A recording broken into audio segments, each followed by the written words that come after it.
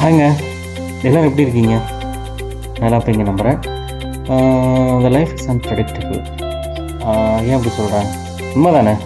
So இன்றைக்கி நம்ம பார்க்குறோம்,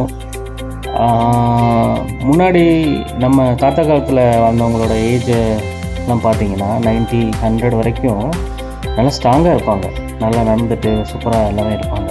பட் இன்றைக்கி இந்த காலகட்டத்தில் பார்க்குற பர்சன்ஸ் யாரும் அந்தளவுக்கு எல்லாம் இருக்கிறது இல்லை. எனக்கு தெரிஞ்சு 25, 30, 35, 40 இந்த மாதிரி ஏஜ்லலாம் சீக்கிரம் இறந்து போகிறாங்க.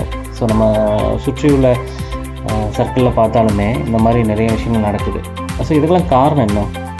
பொல்யூஷனா, ஃபுட்டா, ஸ்ட்ரெஸ்ஸா, இல்லை நம்ம ஃபிசிக்கல் ஆக்டிவிட்டிஸ் எதுவும் பண்ணாமல் இருக்கிறதா?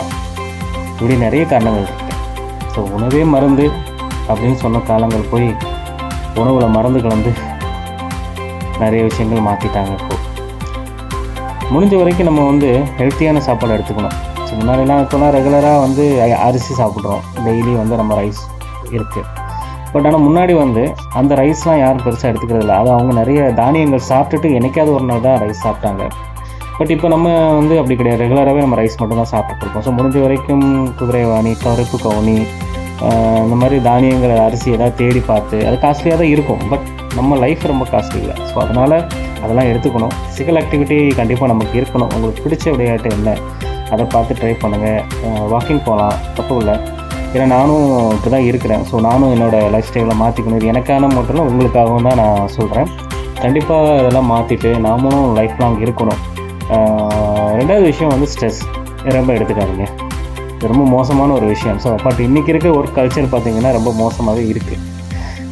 யார்கிட்ட பேசினாலும் ஏதாவது என்னோடய ஃப்ரெண்ட்ஸ் ஆகட்டும், தெரிஞ்ச பசங்க ஃப்ரெண்ட் எல்லாருமே கால் பண்ணி, ஆனால் அதாவது ஜாப் இருக்குமா, இப்படி ப்ரெஷராக இருக்குது, இந்த மாதிரி போகுது, இப்படிங்கிற மாதிரி தான் எல்லோரும் சொல்கிறாங்க. யாருக்குமே அவங்க ஒர்க்கை சாட்டிஸ்ஃபைடாக ஒர்க் பண்ண மாதிரி இல்லை, பண்ணவும் முடியல.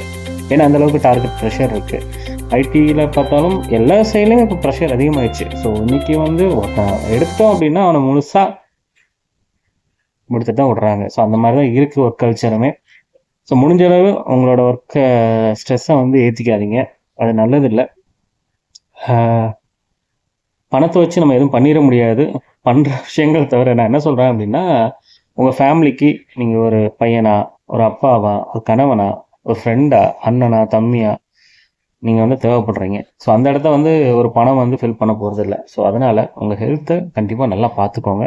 ஹெல்த்தியாக சாப்பிடுங்க, மனசை சந்தோஷமாக வச்சுக்கோங்க, உங்கள் கூட இருக்கவங்க சந்தோஷமாக வச்சுக்கோங்க, ஹாப்பியாக வாழுங்க. சரிங்களா? பாய்.